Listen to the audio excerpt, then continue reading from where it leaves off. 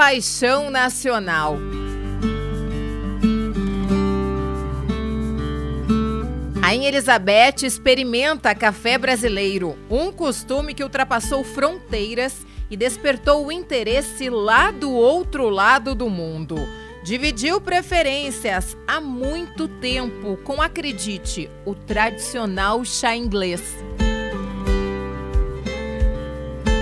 Em 1968, a Rainha Elizabeth da Inglaterra veio fazer uma visita ao Brasil e foi a única vez que ela veio ao Brasil. Um dos lugares que eles gostariam de conhecer era o centro de café aqui do Iacê, porque eles tinham muito interesse de conhecer a pesquisa em café, o que estava sendo feito aqui. São Paulo está inserido e com destaque na história do café no Brasil. A iguaria de aceitação nacional foi trazida pelos portugueses no início do século XVIII. O café foi o responsável pela introdução da ferrovia no estado de São Paulo, construída para escoar e exportar a produção brasileira. Uma oportunidade de vida para mais de 4 milhões de estrangeiros que chegaram ao Brasil em busca de novos horizontes.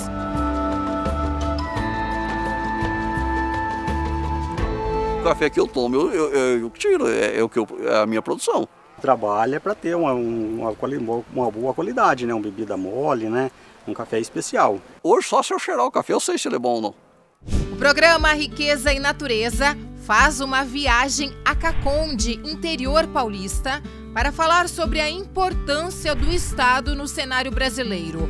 O terceiro maior produtor nacional, quase 5 milhões e meio de sacas produzidas na safra 2024-2025, perdendo apenas para Minas Gerais e Espírito Santo. Nosso Café, uma produção e comercialização, inclusive com mercados internacionais.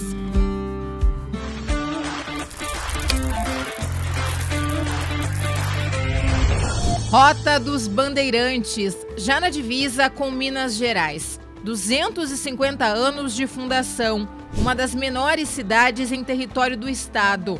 Caconde é destaque quando o assunto é plantação de café.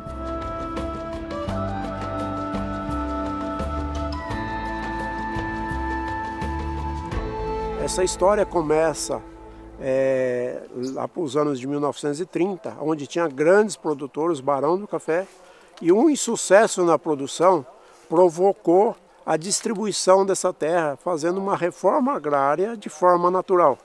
E com isso, Caconde hoje é o município que tem maior número de propriedades rurais e maior número de produtores de café no estado de São Paulo. Temos hoje no município aproximadamente 2.600 propriedades, sendo dessas 600 propriedades menores que 5 hectares. Isso é propriedade com produtores pequenos, com agricultura familiar.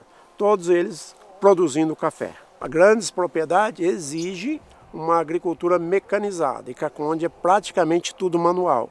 Então as famílias que têm a pequena propriedade não se aumenta muito, porque eles sabem que eles não vão conseguir manter essas lavouras.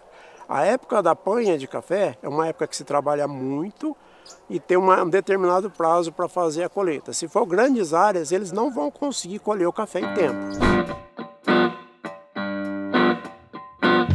Em Caconde, cerca de 1.500 propriedades rurais cultivam café.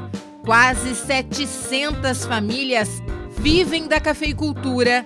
Cerca de 80% da receita do município é sustentada pela produção. Mas antes de chegar à mesa, o grão passa pelo processo de secagem e segue para a torrefação. Esse é o ponto ideal de colheita. É aqui que você consegue extrair a melhor bebida, aqui que a gente extrai os cafés gourmets. E aqui nós temos um café verde, que seria o estágio inicial da maturação, tá? O vantagem e desvantagem. O café verde, ele não dá boa qualidade, o vermelho é ideal na qualidade, o seco já começa a perder, começa a cair, isso é prejuízo para o produtor. É comum a gente ver o produtor, o pessoal na panha de café comendo café. Aqui tem um mel, um néctar aqui, No processo de secagem, você tem que fazer um processo de secagem lento, com as técnicas que temos hoje, para fazer esse néctar inserir dentro dessa semente. Aqui que vai dar a bebida do café. O café gourmet depende do processo posterior à panha, a forma que ele vai fazer a secagem, a forma que ele vai conduzir isso para produzir o café, os cafés gourmet, os cafés de maior qualidade. Após a colheita, ele vai para o processo de secagem, que pode ser no terreirão, a moda antiga. Hoje temos os processos mecanizados com os secadores. No final, o café ele precisa ser retirado essa casca do café para fazer o café ele aqui, ó. Tira a casca, um processo mecanizado. A hora que sai essa sementinha aqui,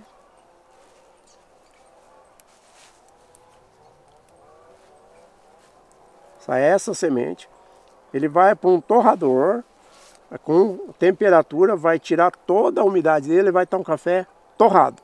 Ele vai estar escurinho. Depois de torrado, ele vai para o processo de moagem, vai moer, vai fazer o pó. Depois do pó, vai para o coador para fazer o café. O café ele é uma planta que a gente chama de bianual.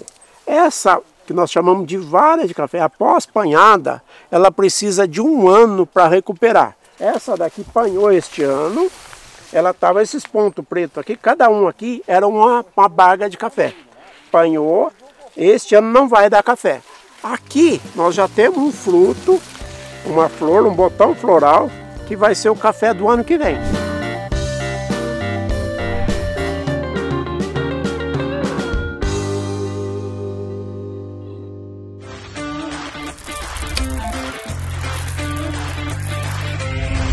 O café gourmet é o melhor café que se tem para beber. Para chegar nele, que é o segredo. Aqui nós estamos de frente para o sol. O sol de manhã ele é favorável para o café gourmet.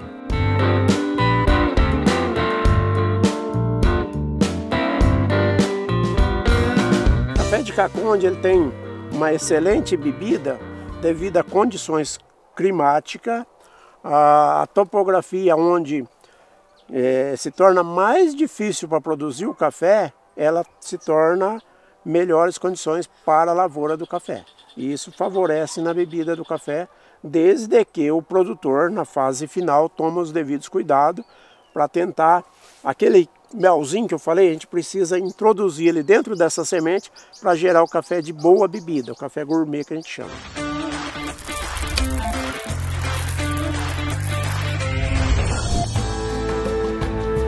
A excelência da produção é apreciada em vários cantos do mundo. Um grupo de produtores faz uma parceria, que eles cuidam de uma exportação, eles têm café exportando para Dubai, para o Japão, para Paris, para os Estados Unidos. E a grande maioria dos produtores, eles beneficiam o café e vendem para as cooperativas. As cooperativas tratam da parte comercial. O Brasil hoje é o maior produtor de café do mundo. O estado de São Paulo, Caconde é o maior produtor. Agradar lá fora é atender à exigência nacional pelo café, um processo cuidadoso que passa pelas mãos dos produtores locais de Caconde. Sou cafeicultor já há bastante tempo, então a gente vai aprendendo. O café, ele produz nesse ramo aqui, ele só produz uma vez. O produtor, para ele ter o segredo de uma boa produção é a arte de criar que a árvore forme ramos novos. Aí a gente vem aqui com uma máquina e vai cortar ele tipo aqui, ó, assim, ó. Ele vai cortar, ele vai ficar só esse pedacinho aqui. Aí ele vai brotar para os lados e aí a gente vai formar um ramo novo que vai produzir. Como eu sou um pequeno produtor, sou eu quem faço o trabalho, então eu vou e faço seletivo. Cada pé é um pé, tem um tratamento especial, que eu vou dar um tratamento especial para ele. Essa é uma que está preparada para a produção de 2026. Então, ó, a gente pode ver que aqui estão formando os botões florais e de acordo com o clima, a temperatura e um monte de coisa, ele pode se tornar um botão floral ou ele pode se tornar um ramo, como está aqui, ó. E aí, ó, o botão floral, ele vai se desencadear numa flor, como essa daqui. E é o que vai ter a produção. Mas isso a gente depende de um monte de coisa, de clima, de um monte de coisa. Aí digamos que o clima correu bem e ela foi fecundada. Mas até a produção depende de chuva, porque vai ter crescimento, granação, esse tipo de coisa. E mesmo aquela que eu podei, ela vai depender de um fator assim, de chuva. Porque se tiver pouca chuva, o ramo vai crescer. Tipo assim, ó, tem pouca chuva, ele cresce isso daqui, vai produzir isso. Ah não, tem mais chuva, ele cresceu mais, ele vai produzir mais. Então tudo isso, a agricultura de uma maneira geral está ligada no clima, né?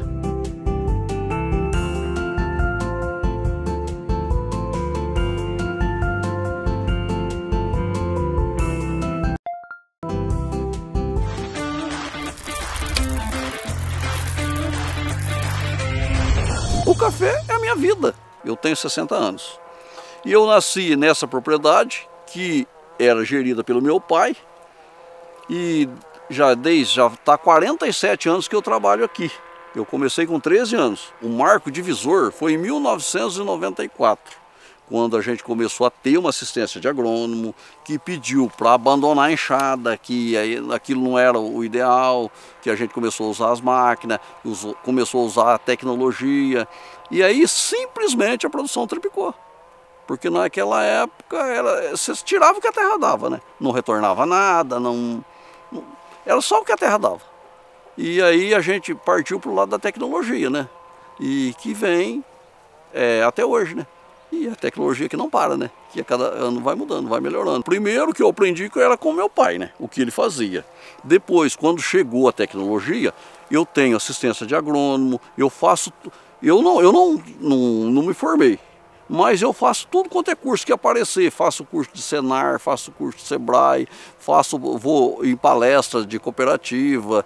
Então eu estou sempre buscando me manter mais informado, né? E com a ajuda do agrônomo.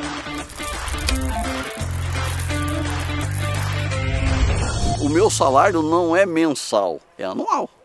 E tipo, ano sim, ano não, né? Então você tem que ser um negócio bem gerenciado para você dividir isso ao longo de 12 meses, ou até de 24. Né? Então, esse é o segredo da agricultura. Você não tem uma certeza. Eu venho aqui e começo o ano. Eu vou ter lucro, muito lucro, pouco lucro, não vou ter lucro. Então, isso aí é uma incerteza. A gente aprendeu a administrar isso. Aquele recurso que você tem é administrado por 12 meses.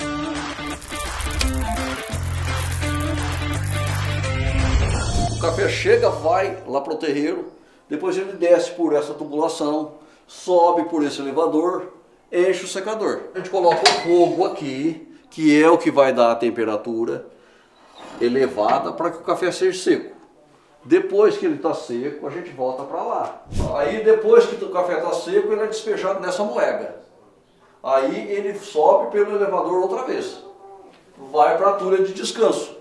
Ali ele fica por um tempo, ali uns 15 dias descansando, depois ele volta para o elevador e desce para a máquina de beneficiamento. Aqui a gente vai tirar a casca do café, para ele ficar pronto para ser levado para comercializar. O café bom vai sair nessa, as duas bicas. Aqui sai o café quebradinho, que a gente chama de escolha, casca chamada palha melosa e outro quebradinho menor. Que esse é o processo. Aí o final vai sair esse café aqui, ó. Esse é o café pronto para ser comercializado, que é exportado e, enfim, que é torrado, que vai para ir para o consumidor.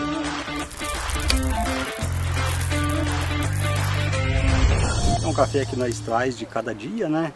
E nós separa, né? Nós trabalha de cada dia, porque se apanhar uma semana, por exemplo, e misturar, vai ter grão diferente, né? Na secagem, aí nós separa para poder uniformizar ele, né? E aí um é natural, o outro já é cascado, né? E das vezes até mesmo por conta de... teve uns que pegou chuva, né? Esses mais claros já pegou chuva. E é um café que nós já separa também, porque já não pode ser misturado, né? Faz outro lote dele. Cada variedade de café nós separa também lote, né? Um Catuai, Bourbon, né? Cada café é separado por variedade também.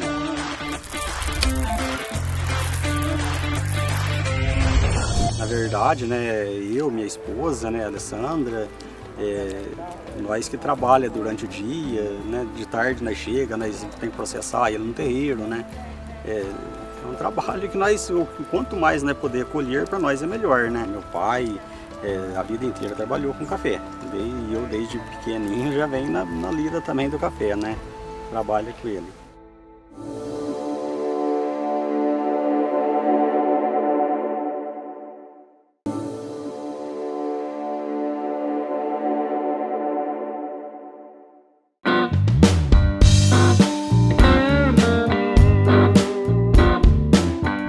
Tem mais ou menos em área 12.000 hectares, 12.400 hectares de café.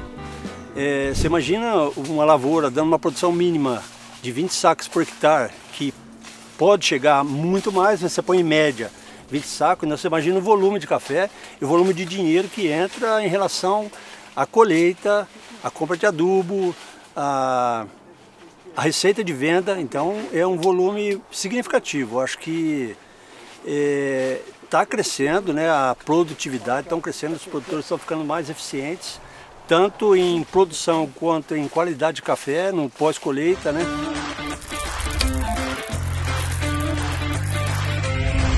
Os tipos de cafés, eles têm as variedades, que a gente pode falar, que são as várias variedades novas que estão entrando.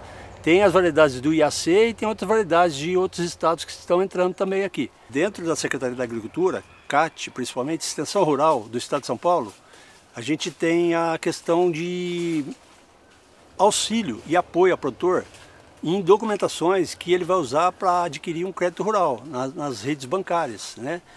E é um crédito que, praticamente, por conta desse crédito rural, que as lavouras hoje estão nesse nível que estão.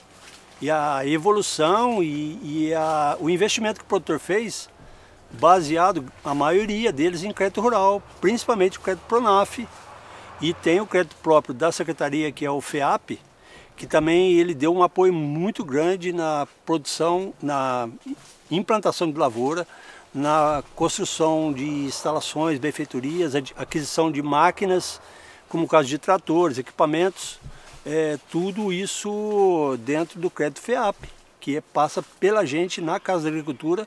A gente tem o maior orgulho de falar disso, porque é um apoio muito grande que o produtor tem e pode ser aproveitado por intermédio da Secretaria, do apoio do Governo do Estado.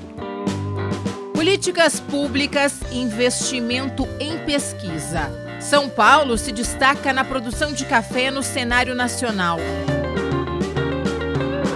Especificamente, a pesquisa ela é feita pelos órgãos do IAC, do Instituto Biológico e das agências de tecnologia do agronegócio, né? E é feito por lá, pela Secretaria também. E, logicamente, a gente pode desfrutar dessas pesquisas. Ela chega até os produtores por conta do trabalho que é feito dentro da Secretaria. Então, tem um mérito muito grande a questão da pesquisa, principalmente do IAC.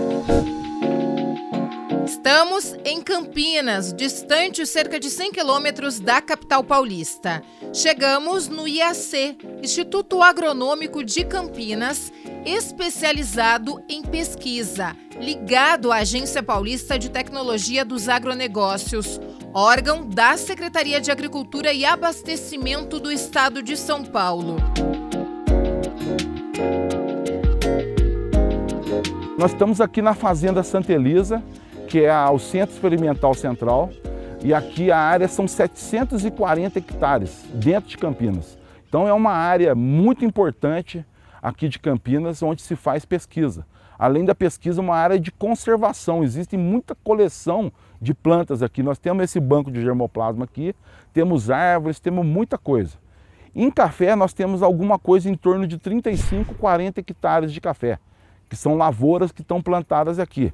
Entre experimentos, materiais finalizados, germoplasma, que são materiais genéticos oriundos da África, que não são produzidos no dia a dia. Nós temos híbridos, temos mutantes, então essa coleção de café aqui é muito importante.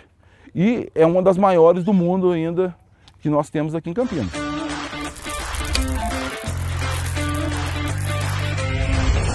A história do Centro de Café do IAC se mistura com a própria história do agronômico, uma vez que em 1887 o IAC foi fundado pelo então imperador Dom Pedro II para trabalhar justamente com a cultura do café.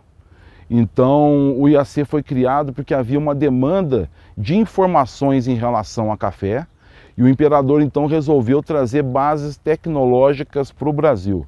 Então foi a primeira instituição de pesquisa que veio para a América do Sul no sentido de poder criar tecnologias voltadas então para o nosso clima tropical, para os nossos solos tropicais. Então realmente o café e o IAC nesses 137 anos, eles estão andando juntos aí.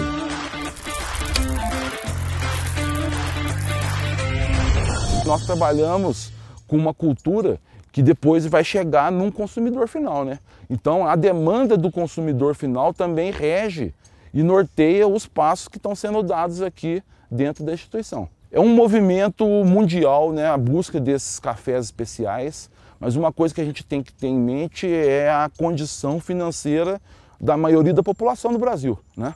Então o café, ele faz parte da cesta básica, né? Apesar de não ser um alimento que vai matar a fome das pessoas, ele é um alimento que está na cesta básica. Então boa parte da população, parece que 98, 99% dos lares se bebe café. Agora, a opção por qualidade ou por café diferenciado vai muito no bolso dessa pessoa. A maior parte da população não tem condição de tomar esses cafés especiais. A outra parte tem. Nesse movimento de segmentação de mercado e de mudança, existe uma parcela da população que quer um café melhor, que quer qualidade, que consome café em cafeteria e que está disposto também a pagar um pouco mais por esse atributo sensorial que ele pode encontrar no café. Garantir a qualidade do produto que chega ao consumidor traz muitos desafios. O problema da mão de obra nas propriedades. Nós temos algumas regiões do estado de São Paulo e do Brasil que são mecanizadas, então você consegue fazer a maior parte da operação com equipamentos, com máquinas e tal, mas existem umas áreas mais montanhosas que se faz necessário o uso de bastante mão de obra.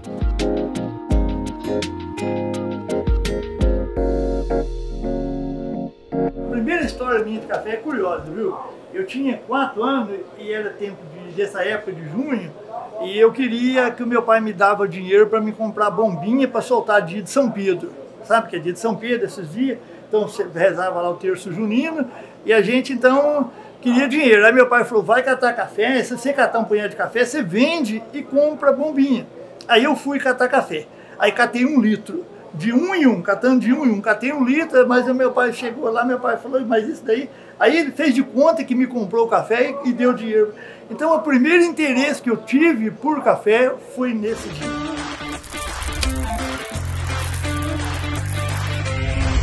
A minha avó falava assim que quando ia colher café, não tinha pano, então fazia uma esteira, ia no mato, cortava taquara, aquelas taquaras de fazer balaio, aquelas coisas, e fazia uma esteira para colher café. Aí depois foi evoluindo, aí tinha as usinas que tinha açúcar, então tinha aquele saco de açúcar, então eu lembro direitinho, 12 sacos de açúcar davam um pano para apanhar café. Aí comprava os sacos, a minha mãe lavava aquele saco, aí costurava, fazia o pano de café, né, para a gente colher café. Aí já aproveitava um pano daquele, tingia de azul, já fazia uma camisa, já era o começo, foi assim. Garantia de qualidade de cada grão. O café é uma diversidade muito grande. Tem pessoas que gostam de fazer no coador, tem pessoas que gostam de fazer o café turco, que é o tropeiro, você torra o café uma torra leve, aí quando a água está fervendo você põe o pó dentro da água e depois você dá um fiozinho de água fria e o pó desce e bebe o café turco. Aí hoje tem as cafeterias que usa cápsula, prensa italiana, tem um punhado de coisa. Então, se torrar ele mais do que o padrão dele, ele vai ficar amargo. Aí a tendência tem que pôr açúcar. Então, para não ser preciso tomar com açúcar, tem que torrar ele no padrão certo. É bom beber de 300 a 500 ml de café por dia. Quente, feito na hora, até 20 minutos, ele tem as proteínas medicinais que nos ajudam. Aí depois de 20 minutos vai ficar só o sabor e o calor do café. 84 anos. Seu José Rossetto lembra que a lida com o café começou quando ele tinha apenas 6 anos. Uma vida de trabalho duro. Quando eu estava com 6 anos e pouco, entrei na escola, né? Aí entrei na escola e chegava em casa ao meio-dia, almoçava e a roça. Sempre café. Toda a vida foi só mexer com café.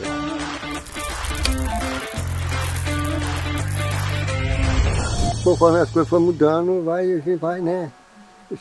Que antigamente não usava nem adubo, não ajudava nada, era só café da natureza, da terra, né? Agora hoje é adubo, é veneno, é uma coisa, é outra. Então tem que acompanhar para poder pôr, né, mais café, mais futuro, né? Hoje as coisas são mais fáceis para, né, para trabalhar, né? Porque naquela época era tudo na enxada. Hoje é no veneno, na bomba, é mais fácil, né? Naquela época era tudo no braço mesmo, né? Décadas de experiência garantem a qualidade do café. Veio esse povo de fora, começou a provar o nosso café, começou a gostar, né? E aí foi. Desde o dia que panha aí, eles têm que ter o cuidado dele lá no terreiro, né? Fazer um café bom, especial, né?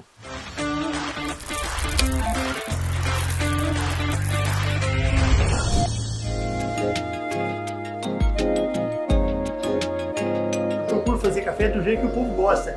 Então eu tenho café de todo jeito. A pessoa que quer o café especial eu tenho, para beber sem açúcar, para pôr na cápsula, para pôr na prensa, para pôr na italiana, eu tenho. A pessoa que é aquele mais antigo, que quer um cafezinho com leite, para pôr um pouquinho de açúcar, eu tenho esse café também, sabe? Então eu tenho do jeito que as pessoas querem, sabe? Por isso que eu não procuro fazer um jeito, o café especial tem que ser assim. Não, cada um tem um paladar para café. O café bom é o café que agrada o paladar da pessoa. É Japão, Canadá, Estados Unidos, Hungria, Inglaterra, Argentina, Taiwan, Alemanha, sei lá, tem um monte de gente que vem aqui. Mas é uma alegria fazer as pessoas felizes. Um simples café, um pingado, café expresso, gourmet. Vai do seu gosto, mas uma coisa é certa: a bebida preferida do brasileiro é um orgulho de São Paulo. O programa Riqueza em Natureza chegou ao fim. Até um próximo encontro. Daqui a pouco nós vamos tomar um café junto ali.